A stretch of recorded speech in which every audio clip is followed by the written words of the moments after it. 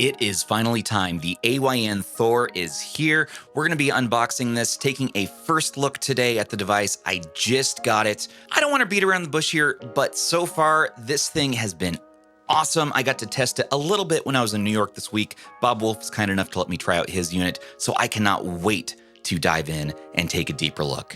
All right, let's hop in.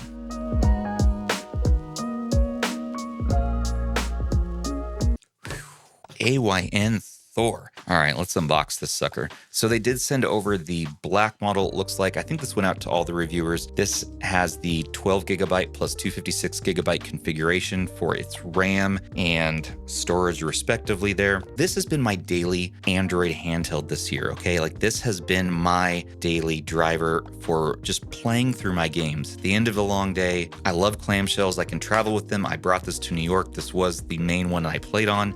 You flip it open, goes in your pocket, goes in your bag. So looking at the device here, we do have that nice air intake on the bottom, AYN logo, pretty subtle. This is a pre-production unit, air output there. We have a fan ventilation there. This has pretty much no lip around the screen itself, and it has kind of a slow close if you just let it go anyways. People also worry about the hinge. You know, we did see the Retroid Pocket Flip 2 hinge here have some issues. People saw some hairline cracks that would show up right here. Still to this day on my unit, I have not seen that crack develop, but I know it is a concern and I have seen it happen. So you have 1, 2 stages here. Thor, 1, 2, 3. You get one extra stage there. Yeah, we'll have to see how this hinge holds up in long-term usage.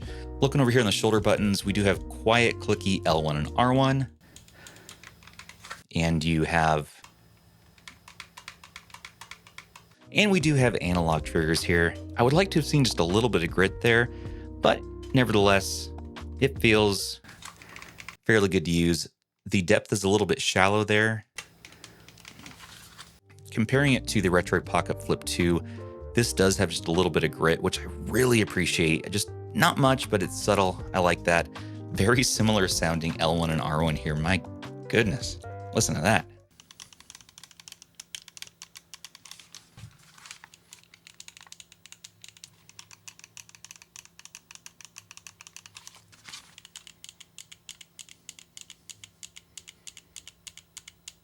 This is a good old USB cable. Yeah, ooh, that's a nice one. And it looks like we do have some various information sheets here. Now, normally around here, we don't really keep the packaging, but today's an exception because I'll be mailing this out to other reviewers.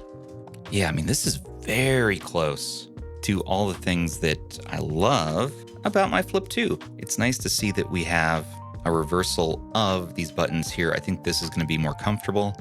If we're wanting to use this for DS games, we probably want to see that D-pad up top, but I do think the focus here is going to be 3DS and like nice upscaled 3DS. The 8 Gen 2 can handle well up to a 3X, 4X, and even beyond, depending on the game. For 3DS emulation. I'm also wondering about battery life. So this has a 6,000 milliamp hour battery, which is nice to see. And I want to do some tests and just see like how long in real world usage are we going to get out of that. And it does come with Android 13 on this one. We have dual hull sticks here. And this does match the 3DS in that regard, which I think really, yeah, I think that's what they're going for. But some of my favorite clamshell devices really are going to be Android ones, and just adding dual screen to the mix here. Yeah. All right, let's take a look at this shell here. It is a nice matte plastic. It looks like it might pick up some fingerprints here, so let's try and see. Very clean, very sleek. Kind of reminds me of my old GPD XD, just with the exteriors here. This does appear pocketable, but let's confirm. Okay, yeah. Kind of catches you a little bit there on the analogs, but not too bad, not too bad.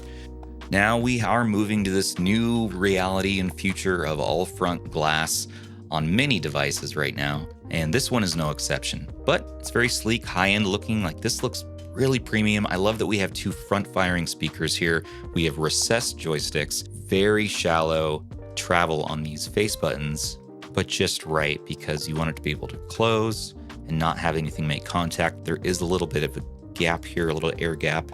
So this one might do well with a case just to keep the dust out. If you're interested in this, accessories, anything for it, it is in the description below. I also want to disclose this was sent for review from AYN. Coming around the bottom of the device here, as we look at some more things. Volume up and down, power button, USB-C, headphone. Let's look at this micro SD card slot. Nice, got my 2 terabyte today. We'll throw that in there. Hey, lanyard spot. Yeah, man. Nice, subtle AYN name right there. Home button, back button, and start and select. Man, this thing looks, yeah, just the weight, it's light. Let me get the scale out. 366 grams, Flip 2, 310. So a little heavier, but it doesn't feel like by much. So we're looking at 332 on that 3DS XL sizes here, and 315. The Retroid 5 with accessory add-on situation all the way up at 406 grams. That doesn't even have the cable added in right now. So all in all, not a bad weight. One thing that's cool about having a DS is you're used to having things like a stylus in these to make use of touchscreen games. Going all the way back to the original DS line there, we had that as an option, so we can add it as an option here too. They make these fancy Android styluses here you can get on Amazon, and as I understand it, the mesh tips are going to be just a little bit better than these ones here. So I'm going to go ahead and order that and add it into the video once it shows up. But yeah, we'll be using this one for the moment. Awesome full range of motion on those joysticks. And the usual dome switch based, clicky, quiet, clicky feeling, nice, accurate feeling Vita style D-pad. You can pivot through all the directions. That feels really nice. I kind of like the little touch here as well, with this little circle area where you still have access to the plastic. Man, that glass might get smudgy. We'll have to see. Again, like the Flip 2, you're kind of having to do this top reach here. But, I mean, we were even doing that back with the 3DS. Not bad. I still don't love reaching just the back shoulders like this. But not bad. What a lightweight feeling clamshell though. Like really it does not feel too bad. Does not feel that much heavier in reality to me than my 3DS. So while this is the 12 gig plus 256 gig model, there are other configurations. You can get a Snapdragon 865 like we see over here in the Retroid Pocket 5 and Flip 2, which comes with a 8 gig plus 128 gigabyte option there. It's called the Lite, and that's going to start down at $249. 8 plus 128 in the Snapdragon 8 Gen 2 is going to be $300, and the one I have here is going to be $350. There's black, white, rainbow, clear purple.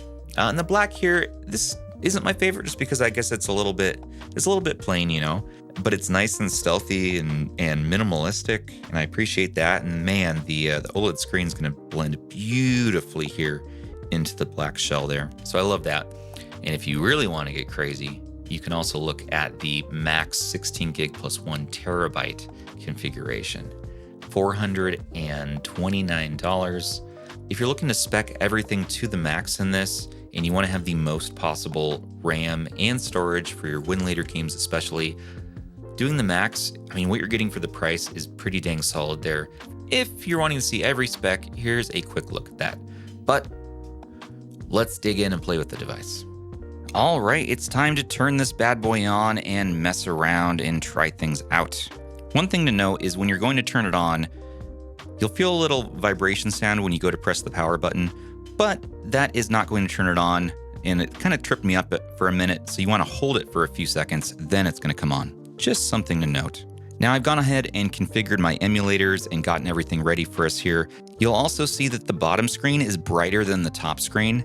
So that's just something with their config right now. I do hope they fix this in software. You need to press this little button, which brings up the Thor control center. And then you're going to be dialing down the brightness on the bottom screen, keeping the brightness up more on the top to kind of match them evenly. You can go ahead and drag your finger along this dual screen option, which is going to even them out. However, as you're going to see, the top screen is still just not as bright as the bottom screen, despite it being 650 nits versus the 550 nits that we see on the bottom screen as far as the specs go. Just a kind of little funny thing there. So yeah, we're going to keep top bright, keep bottom dim. Other things to look at in this app down here is going to be you have the option to completely disable the bottom or the top screen, or have them both on. If you do turn off the bottom screen, don't worry, you can get it back by pressing the AYN button to bring up the Thor control center once more. And you also have access to your task manager there, and you can go ahead and close things up and move around as you will. You also get access here to specs. If you just want to use the bottom screen to see and monitor your device resources as you're using it, that's such a cool thing to see, and just have that down there, if for no other reason. Because really, I mean, at the end of the day, what we're getting here is a more powerful Retroid Pocket Flip 2, adding in a bottom screen for true DS, 3DS, and all the other multitasking functions you might want to do in this. So freaking cool.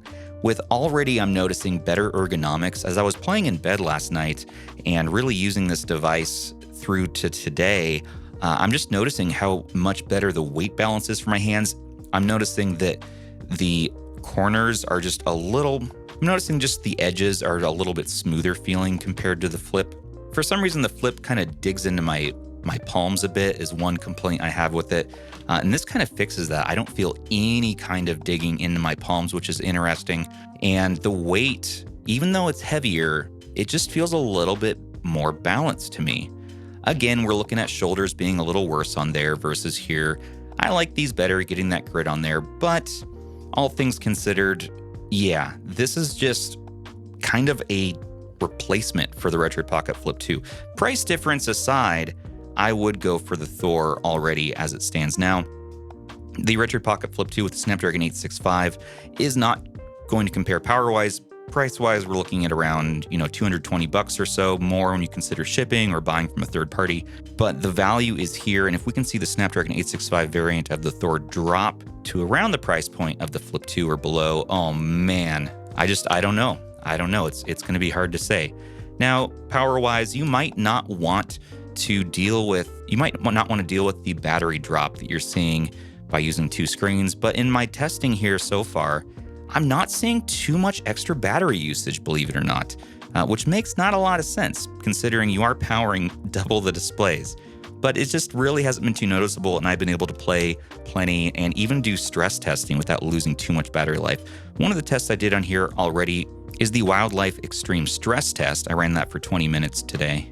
So we saw a 10% battery drop running it over that time frame. Temperatures went from 29 degrees Celsius to 31, and we went from 17 FPS up to 27 FPS. And the actual score itself, this was interesting.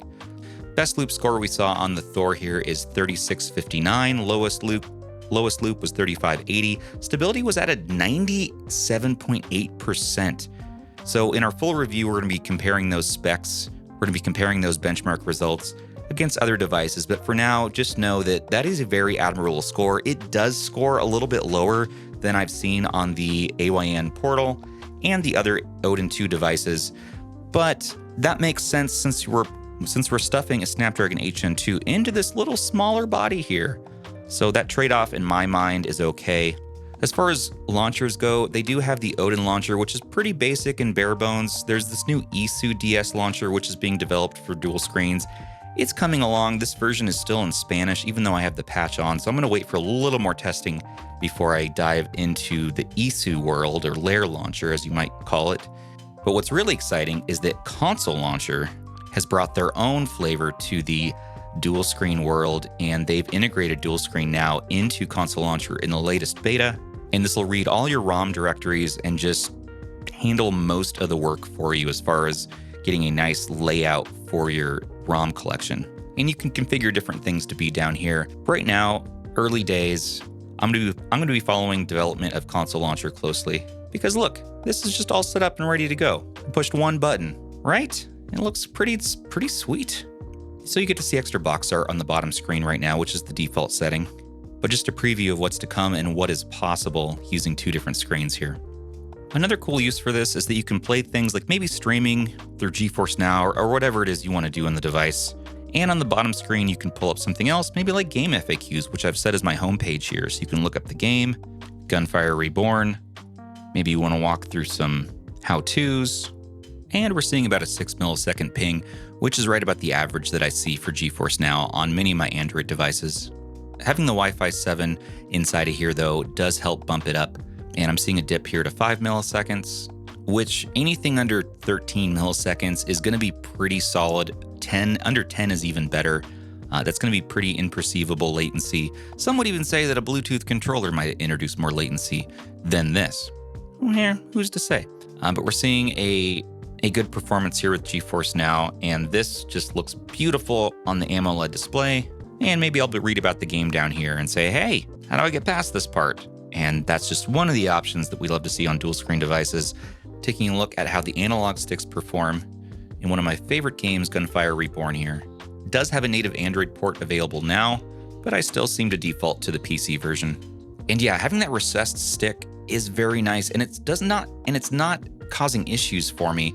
Now, having the stick down on the bottom right here while pushing the triggers there, still not the most comfortable. Like, this probably won't be my first go-to device for shooters, but it is very serviceable, and yeah, I could play this for a while and not have an issue. Reminds me of the Retroid Pocket Flip too. As far as the twin stick shooter games go, I do prefer having my stick up top just a little bit better. I think that's a little more comfortable than having it down below on something of this form factor, but it's not really a problem. In fact, you could fix this concern with a grip. Just add on a grip for this, which they do have one available on the store. So take a look at that. There's also third-party options coming. So stay tuned. Zoo is going to send me one from a brand he's been working with, and I'm excited to try them out. And looking at Artemis local game streaming here, another use of the dual screen might be to have like a video guide playing, a walkthrough, and figure out, all right, how do I get past this? Load up a YouTube video or one of the video guides there in Game FAQs. Love to see that. Now let's take a look at those decode times to see what kind of latency we might be looking at with this chipset. We're looking at 2.78, but we can do even better than that because there's an option here. Since we're using a Snapdragon 8 Gen 2, there's a new option in Artemis that allows us to do ultra low latency mode. And now we can take advantage of having that 120 Hertz display. Now, one thing I did notice, and I'll show you here in a few minutes, is that if you have 120 Hertz up top and 60 Hertz down below, we do see some screen tearing that shows up all of a sudden, and you can see it better when we're in menus. Here you go. You can kind of see the screen tearing that I'm talking about. And this is only if you have 120 Hertz up top and 60 Hertz down below. You introduce a little bit of that screen tearing. It might not bother you, but it does me. And so if I'm not using 120 Hertz on the current game, I'm just going to put it back to 60. Let's play some Mega Bonk. This game is awesome, by the way. Vampire Survivors clone, 3-dimensional. As far as using the screen goes, I kind of like to have it in this position. You can do it like that, maybe if you want to hold it up on the desk, like that, or like that, which is probably the best looking on camera. Let's look at those decode times now that we've adjusted the settings. And now we're down to 2.35 milliseconds. Still fantastic. Not as amazing as the Snapdragon 8 Elite, which we're seeing, 0.01 decode times, but we're still way under perceivable latency for the human eyeball here. So that is really good to see. And we can take a look down here and see what our RAM usage might be. We're using about almost 4 gigabytes. Now, having the 12 gigabytes in here is going to be more than enough for pretty much everything we want to do. Since filming the introduction segment of this video, I went ahead and contacted AYN and said, hey, I'd like to switch my retail order from the Pro to the Max, just because I can tell that I'm already just falling in love with this device. And if I'm going to be doing any sort of GameHub or Winlator stuff, I might want that extra RAM just in case, but really I think for most people it's not necessary, but you do get extra 1 terabyte of storage. So speaking of GameHub, I went ahead and loaded on GameHub Lite, which is a de-bloated version of GameHub. None of those privacy concerns in here as far as we know. While we're in here, let's take a look at these dead zones. Man, we are looking good there. Also, when you're opening your apps, you can go ahead and choose, do you want to open it up? Do you want to open the app up top or down below? So if you choose an app while you're on the bottom screen, it's going to automatically open it down below, such as the music app here, which we have 3.5 headphone. So hey, we got a built-in DAC. Love to see that. Now let's do an audio test.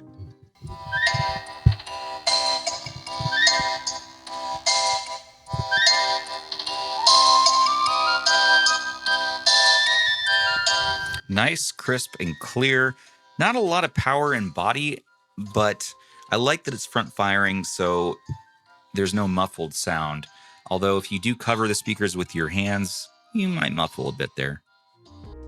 So now what probably most of you have come for, which is how the heck does this perform with DS and 3DS games? And I've been playing on it a little bit, And already I'm very much enjoying what I see. Also, Wii U works right out the gate with this dual screen setup. You could also do PPSSPP. There's a special build for that, but there's not much point to it since you're basically getting an enlargement in a mirror mode setup between top and bottom. So maybe you could like enlarge your mini map in the game, something like that.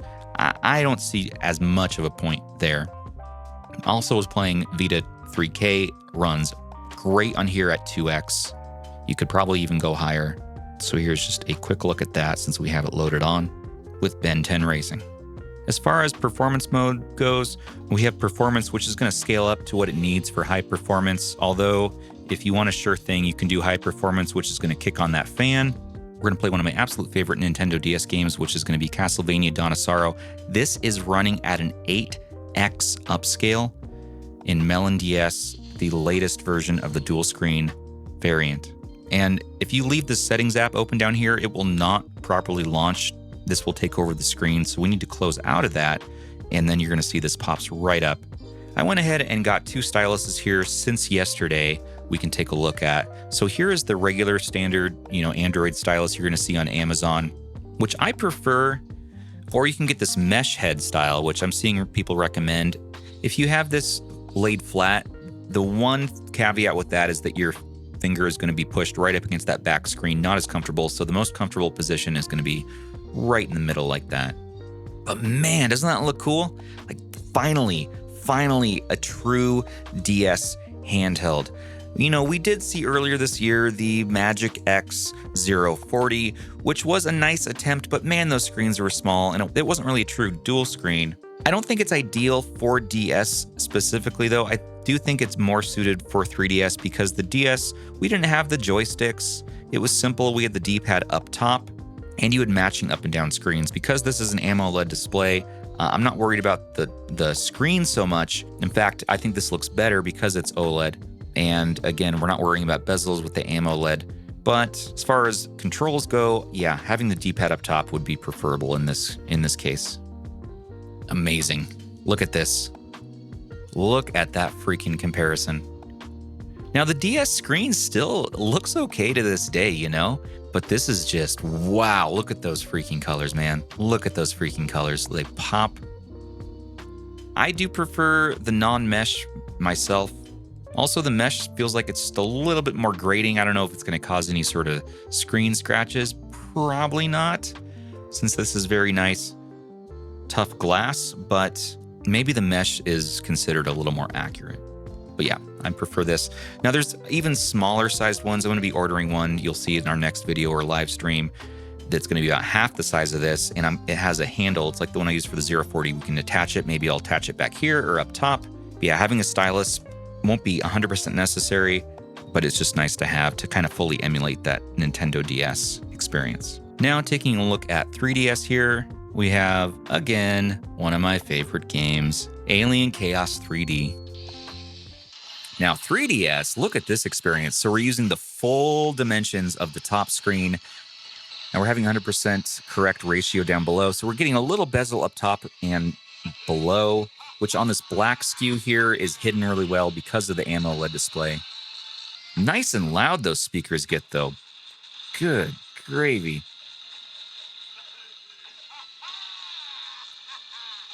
And we're running at a full 60 FPS. Now, if you're playing in bed, like last night I liked the fact that they included, as usual, what we see in these later Android devices, having Android 13 on here, they have the extra dim options. You can get super dim as you listen to ha ha. Now, that's probably going to wake your partner up, but at least the light won't. Again, if you want to bring everything up, you go on the bottom screen and you can just push it to the max. One annoyance, at least on this early version of the software we have on the Thor, is that when you close the lid or you restart the device, it's going to reset your brightness levels on here. And so you're going to have to go in here and fiddle with it again to get it kind of dialed in. So it's going to reset to the defaults. I'm sure that's going to be an easy OTA update to fix, but do realize that. Just a quick update here while we're in the middle of editing. My gripes with the device, or my main gripes, mainly being that the screen brightness isn't even when you adjust these, and also when you wake it up or close the lid, the bottom screen gets to full brightness. That has now been patched magically.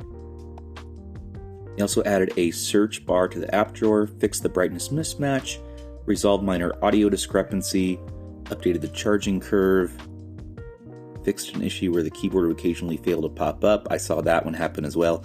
Solved the screen mode, was reset after being waked up from sleep. Yep. Issue where the bottom screen automatically be set to maximum brightness. Yep, that was the major annoying one. And also, sometimes when you would close the lid, it wouldn't always go to sleep. And we're going to try that as well. Let's just do this update. I love to see that. Whoa. You're awake in there. Go to sleep. We also have access to Barbie Dreamhouse Party, one of my other favorite games. Just kidding, I've never played this. But let's see how much we can upscale it. We're running Barbie at 60 FPS, 8x native upscale. Let's go. You know, can we run Barbie at 10x? Now realize 10x is 4000 by 2400 resolution. We are getting some slight frame dips in Barbie right now. But after the cache and shaders and all that figures itself out, we are looking good. We are running Barbie at almost perfect 60 FPS at 10x upscale, which is all anyone really needs to know. Seriously though, I think 3DS is going to be the star of the show for this device in general. In fact, for me, most of the time, I feel like that's going to be my main use case. Donkey Kong Country Returns 3D. Let's try 4X, which 4X is what I run this on the Surface, Microsoft Surface Duo 2. I remember enjoying this at 4X, so I think we can push well beyond 7X. Yeah, we're doing okay at 7X. That's crazy. That is freaking crazy. Okay, last game, we'll look at Zelda. We are on 7X upscale on freaking Ocarina of Time. That is nuts. Not feeling any frame pacing issues. You can swap around your views. Actually, yeah, we are seeing some dips. I'm going to drop it down, actually. I'm going to feel more comfortable, I believe, at 6X. Let's do 6X. Now let's cut in right here. All right, so we're at a 6X right now in Ocarina of Time 3D, and that feels good. Man, that looks gorgeous, huh? Look at that. Look at those pixels. Oof, oof, oof, oof. Clean. So 3DS is a delight, is a joy on here. You got your stylus all ready to go. Either one, and man, yeah, this just feels better to me. Let me know in the comments below. What do you prefer for a stylus on an Android device? Because yeah, I just have to say this just feels a little bit, it's squishier, definitely squishier. I like this better. Gyroscope works here too, by the way. Nice, accurate gyroscope. I was using this in Wii U gaming last night, which Wii U is the last thing we're gonna take a look at before we get out of here. When you wanna get out of a game or an app, click the screen that you're trying to close and then hit the home button. For instance, if you have something open up here and you push home, it's gonna close that app. And if you open something down here, press home, it's gonna close that app. So it's just kind of cool. And of course, if you open an app while you're on the top screen, it's gonna launch in the top. If you open an app on the bottom screen, it's gonna open on the bottom. Yeah, unlike the Surface Duo, you can't manually just move about. You're gonna have to close an app and then open it on the screen you want, but you can't real-time move between the screens. So that is one difference between this and the Surface Duo. The Surface Duo I got used to. It was so easy to do dual screen stuff. This takes a little bit more thought behind it. Let's take a look at Mario Kart. So we have the gamepad on the bottom. We have the TV up top. Now I have enabled custom graphics packs as well, which is nice that they have that built in, and it just is pretty automatic. You can use motion with this as well, which the gyroscope works with Wii U and Cemu here. You can show the bottom pad or not. You can just disable that on the fly. And it's starting to get a bit warm here. Not too bad though. Only about 30 degrees Celsius, which is really not bad. A bit warmer on the front, about 35. The screen stays nice and cool. This is a pre-production unit, but yeah, my A button on this pre-production unit is having just a little bit of getting stuck a little bit, kind of midway through. So you're seeing a little bit of slowdown here, and this is at the default 1X setting. I'm gonna go ahead and kick on that sport fan, and there we go. That's starting to stabilize. I let the battery drain overnight in standby mode. We lost about 2% battery or so, which is nice to see. Battery itself, yeah, just doing very well. We're still, even though we've been filming for around 45 minutes here, and we're only seeing about a 5% battery life drop. And that's under some strenuous testing, some lightweight testing, just kind of a mix here. Now, I covered the controls a bit earlier in the video here, but kind of revisiting after I've been using it for some time, having the sticks be recessed like this it has not caused any problems for me, and the D-pad just feels freaking great. The face buttons are a joy to use. All the controls feel nice. Again, the only thing is having the joystick down below on the right, a little crampy, so I'd like to see a grip. No problems with the shoulders. I do like the Flip 2, L2, and R2 better, but it's very comfortable to reach though. Like this all feels nice in the hands and feels nice to reach. Yeah, and then for the fan, let's take a listen to this fan. So when it's on smart mode, it's very quiet. Very, very quiet. Probably hard to hear that. So that's why we got our trusty sound meter. 58 compared to sport mode. Now, sport mode, you definitely hear that fan, so I prefer to leave it in smart when possible, but it will get a little warm if you're really pushing it. As you can see, the sport mode will jump up the sound meter all the way up past 70 decibels. Not a whiny fan though. It's not annoying. It does get a little loud, but it cools off very efficiently there. Like that feels good, and you have enough cooling. And the back in general is not getting warm until I'm starting to do some of that real high-end gaming. I've been asked to do a foot test on this. This is a very bad idea. Bad idea. Do not try this at home. Oh my God. I don't have sandals on, but I have Argyle socks. Oh God.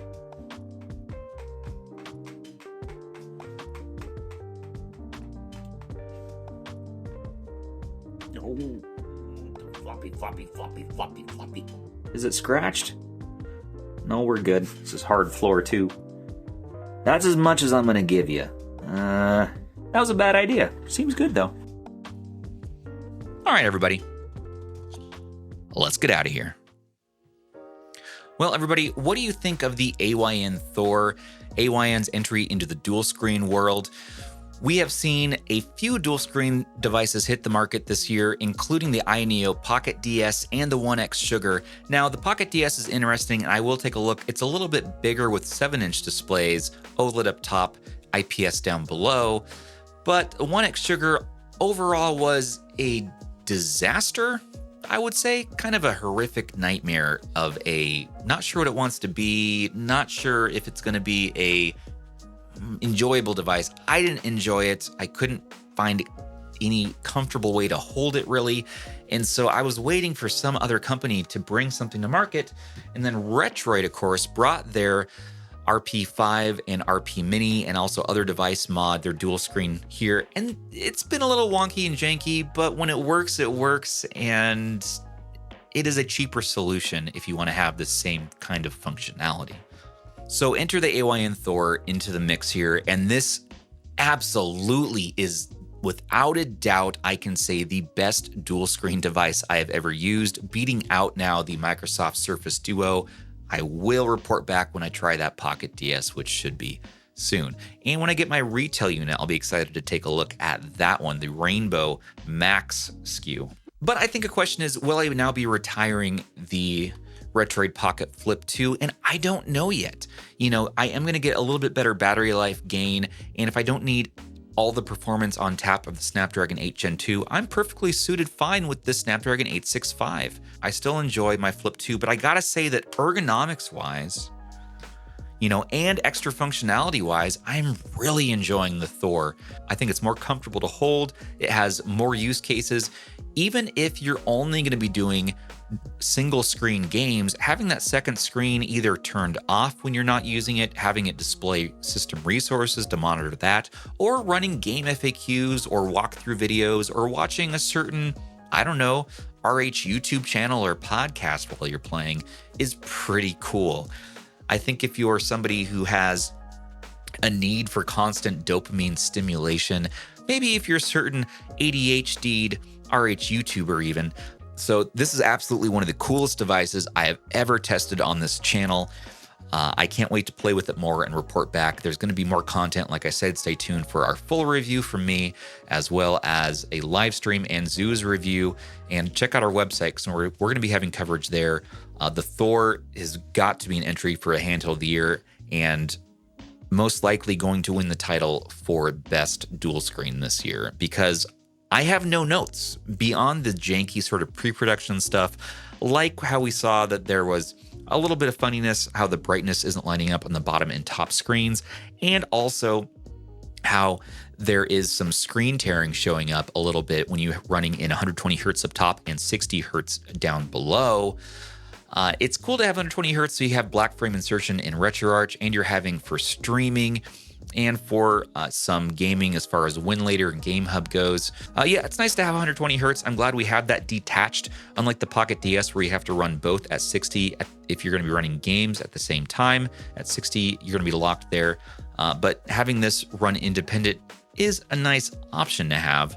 Overall, though, yeah, I'm very happy with this. Let me know in the comments below what your thoughts are. If you're looking for alternatives, I really don't have any to suggest to you. Maybe the Pocket DS if you want a bigger 7-inch display. I don't know. I just don't know. That hasn't shipped out to people yet. I can't say. This is shipping here mid-month October. And if you're already a backer, you should be in order getting your device here fairly soon after this video launches. Even if you order today right now, AYN has been really good with their track record of getting their devices and pre-orders out to customers as fast as possible. They've been doing a good job in the last few years here. I feel more confident in recommending this over the Pocket DS as of right now. And the 1X Sugar, unless you're really enthusiastic for specifically what they're doing with that device, it's just a straight up not recommend for me. The Surface Duo still is a nice option if you want to have a phone style dual screen with two big 4x3 displays with the AMOLED. But that is getting long in the tooth as far as its age. It has that older Snapdragon, I think 855 inside of it. And the battery life is not great, and you're gonna have to pair it with some sort of telescopic controller, ideally for the best setup. So having this all-in-one 8 Gen 2, oh, this is good. Now I'm excited to just go play with it. I'm just gonna go play with this now for like a while. Sorry, Zoo, you'll have to take care of the channel for a while. Oh yeah, we didn't talk about the flop factor. It's a little bit floppy in the lid compared to the Retroid. But the Retroid is the one that's getting a little bit of a hairline crack in their hinges. This, I'm not seeing any way to get a crack in that hinge right now. It's nice and loose and floppy, just a little bit floppy, like the 3DS, which I just think that's the better way to go. So cool. All right, everybody. Well, I want to thank you all so much for watching. Don't forget to like, comment, subscribe, and share to stay in the know for all of your favorite retro handhelds. And a special thanks once again to our channel members, our patrons, and our subs who make everything here possible for us. Perks with RH start for as little as $3 per month. Join us in our Discord server to chat and play games. And join us on the podcast every Monday where we are chatting the latest and greatest in handheld and emulation news. Until the next video, this has been Stubbs saying, take care of those handhelds, everybody, and each other.